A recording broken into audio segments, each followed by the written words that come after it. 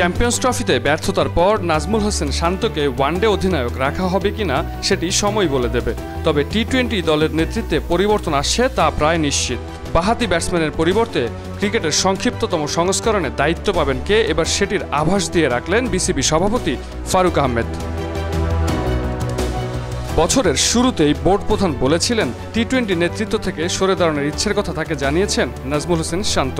বিসিবির পক্ষ থেকে তখন চূড়ান্ত কিছু জানানো হয়নি। টি-20 ক্রিকেটে বাংলাদেশের ব্যস্ততা না থাকায় বিসিবিরও তাড়া ছিল না।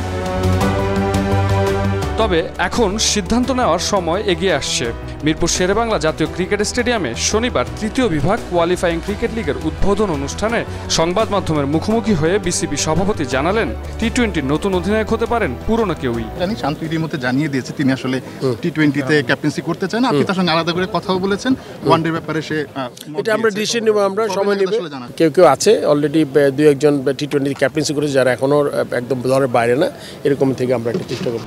হয়তোবা বড় কোনো টিমের সাথে ম্যাচ জিততে পারিনি। সাম্প্রতিক সময়ে টি-20তে অধিনায়কত্ব করা ক্রিকেটার লিটন কুমার দাস। গত বছর ওয়েস্ট ইন্ডিজের বিপক্ষে 3 ম্যাচের টি-20 সিরিজে তিনি দলকে নেতৃত্ব দিয়েছিলেন। ক্যারিবিয়ানদের হোয়াইট ওয়াশ করার পর লিটন বলেছিলেন বোর্ড দায়িত্ব দিলে পূর্ণাঙ্গ মেয়াদে অধিনায়কত্ব করতে রাজি তিনি। তাই ফারুক আহমেদের কথা অনুযায়ী অধিনায়ক হওয়ার দৌড়ে এগিয়ে আছেন লিটন।